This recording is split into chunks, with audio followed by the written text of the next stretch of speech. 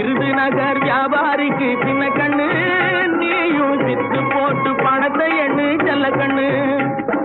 விருதுநகர் வியாபாரிக்கு சின்ன கண்ணு, நீயும் வித்து போட்டு பணத்தை எண்ணு செல்ல கண்ணு.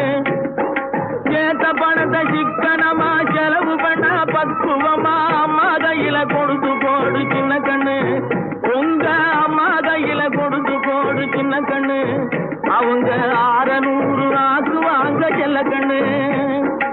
ஏத்த பணத்தை சிக்கனமா செலவு பண்ண பக்குவமா அம்மா கையில கொடுத்து போடு சின்ன கண்ணு.